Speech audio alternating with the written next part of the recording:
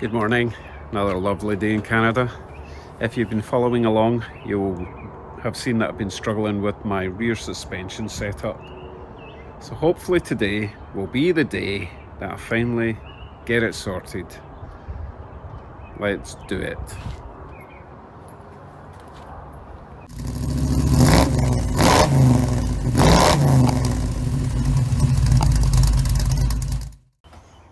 The story so far. I have a triangulated 4-link suspension setup with coilovers on this car.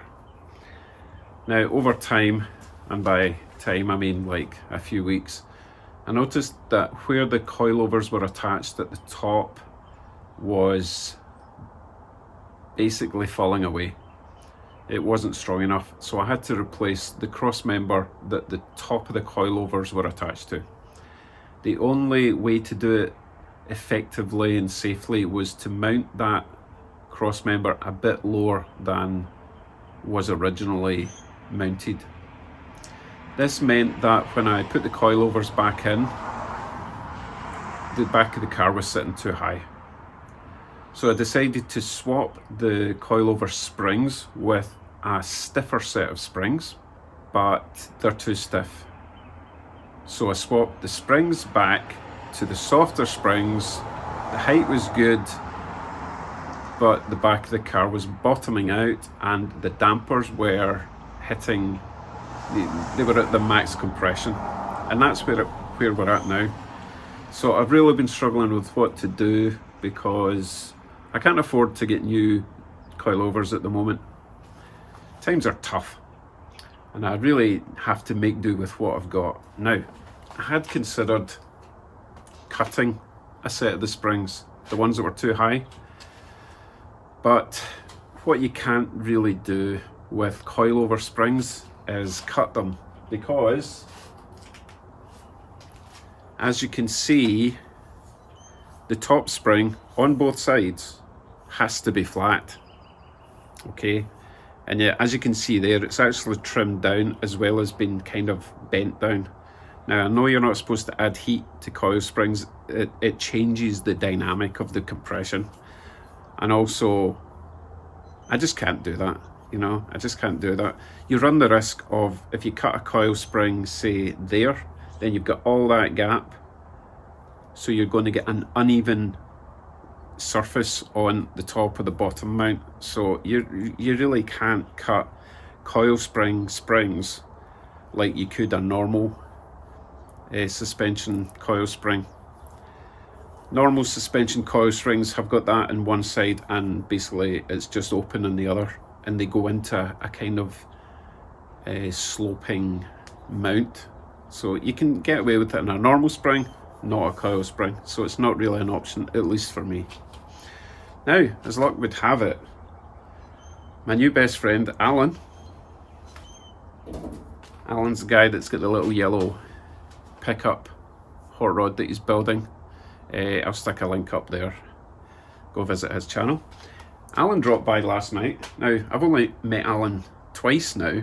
The first time I met him, he dropped off an aluminum gas tank for me, which is just brilliant. And then last night he appeared at the door with another set of springs.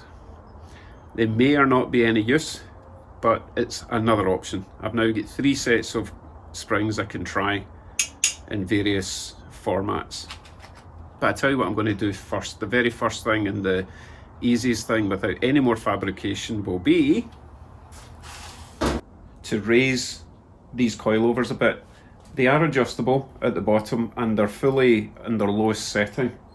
Now, I've got the right height just where I want it, so you're thinking, well, if I adjust these platforms up by an inch or two, then I'm going to raise the height, but not necessarily. The problem I've got currently with the springs that are in it is that they're almost at full compression, but that's not the main problem. The main problem is the damper is bottoming out. Now, if I raise that platform, it's not going to change the spring compression, but it will move the area that it compresses up. So the spring will still do the same thing, but the damper will not be going all the way down to the ground. You get me? Now, if the damper with the spring at rest is kind of at its full height, then when I start adjusting the bottom plate up, it will start compressing the spring. This is without any weight in the car. It will start compressing the spring up, but it's not actually going to change the height. So all it means is that the springs will start compressed and it will be a bit stiffer. So that's the first thing I'm going to try. I need to get under the car, jack it up, and I think for these particular types of coilovers, you put in 2 pins, almost like round chisels, one at either side, and turn like that to move it up. The newer types of coil springs have got those horrible notchy, you know, these things, which are just diabolical. So hopefully these ones will be okay. So let's get it jacked up, get underneath, do some adjusting, and see how it looks. Fingers crossed.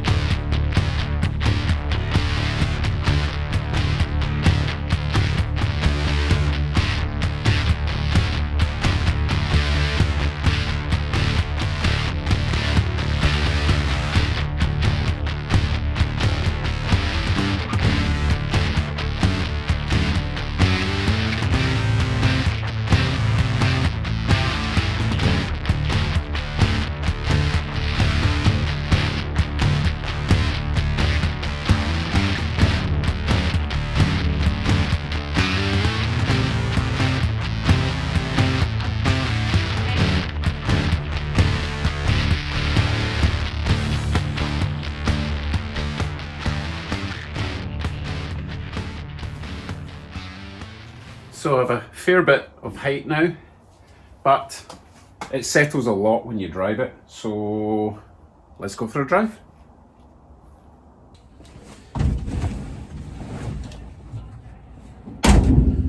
Well, I'm feeling actually quite confident this time. Right, let's give it a go. Need to let it warm up for a wee bit before we head off.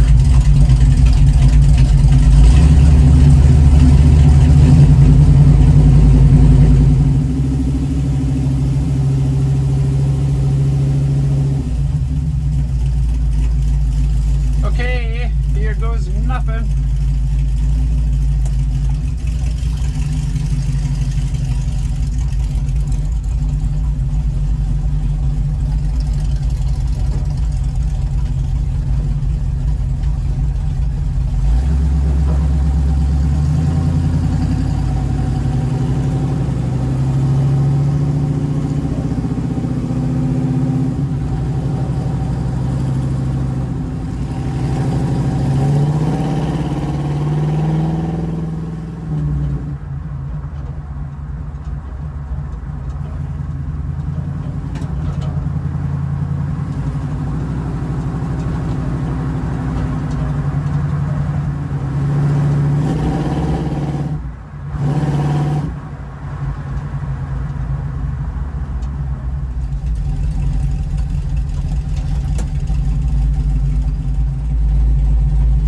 I do believe we have rectified the situation.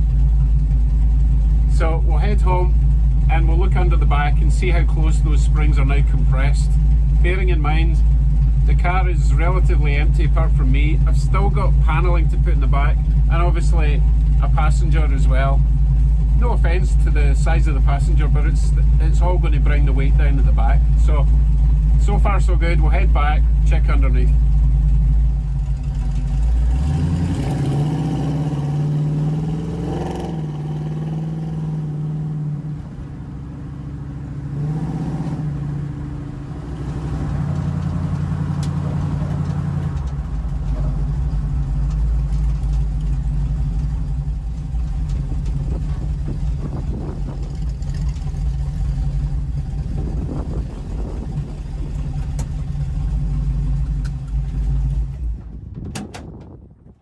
Hey, how you doing?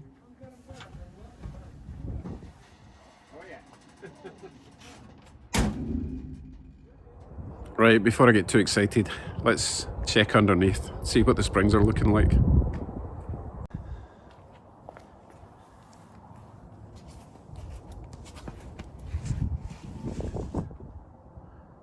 That looks pretty acceptable to me.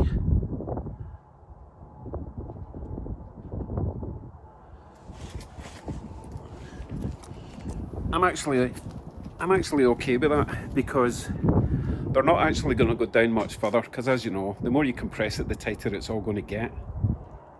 I think that's going to be okay. It'll do for now, and I tell you what,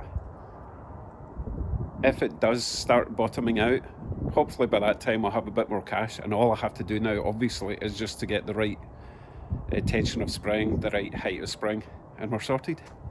Oh, let's have a look at the height between the wheel and the arch, or the fender as you call it.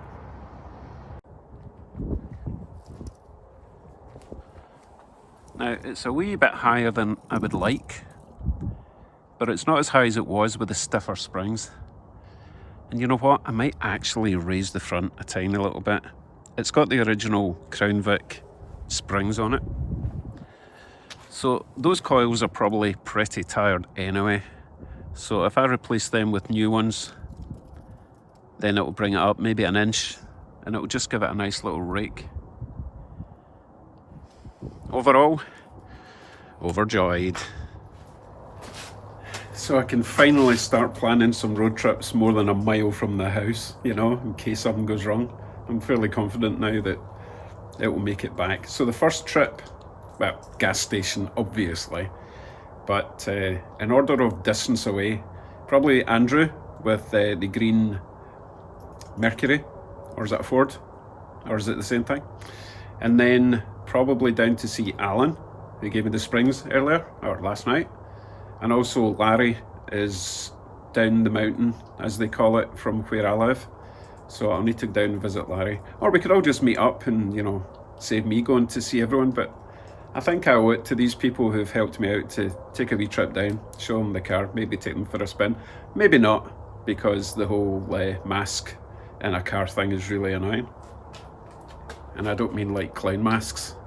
That would be terrifying. So, what's next? Next big job is going to be these bumpers. Fairly big job actually, because I've got no brackets. I need to make the brackets. I'm planning on making the brackets out of some old leaf springs, because you do want a bit of flex on your bumpers. Otherwise you're just extending the frame of the car, and it would really hurt if you hit anything. So a couple of leaf springs going out that angle, two sets in each, you know, front, 2 sets in the front, 2 sets in the back, and then somehow attach the bumpers to those. But I need to be able to attach those brackets to the frame. It's all very complicated, so that'll take a wee bit of time, but no rush at all. Car's perfectly drivable just now. I can tinker away at that. Right, what's next? Immediate next will be a live stream Saturday night, Saturday the 13th of March. I'm going to do a live stream where, again, going to need some assistance. Now that the car's running nice and driving and suspension and everything's good, I need to address the kickdown cable issue. I do have a kickdown cable attached, but it's purely on the other side of the throttle linkage. And I know it's supposed to work on a certain ratio. The more you pull the throttle, the less or more it pulls the kickdown cable. I don't know the exact physics behind it all. So we'll discuss that Saturday night. If I upload this Saturday, then it'll be tonight. Or if you're watching it in 6 months, you've missed it. So that's what we're doing. We're also going to be discussing something else. I'll list it on the description, and I'll put a post on Facebook. So, I mentioned before, times are rough. So I'm going to take this opportunity to remind people about my Amazon wish list. My friend Jamie in Scotland suggested I set up an Amazon wish list, oh my goodness, nearly a year ago. And, you know, because he wanted to buy me something to help me with the project, and people have been helping. It's still active, and something very important's happening next month. It's my birthday, April 23rd. Just saying, you know, if you have like far too much money burning a hole in your pocket, please feel free. I'm also thinking of setting up a Patreon for anyone who wants to help and support the channel, because YouTube gives you a little bit of money, but it's not enough to really, you know, support the channel properly. And they make up the rules as they go along. At least Patreon and gifts and stuff's great. I don't want to turn this into a begging video. People have been more than generous to me so far, but you know, if you feel the urge, I'm very, very appreciative of your help. Right, I will see you in the live stream. Be there or be a pineapple. Take care, everyone. Bye.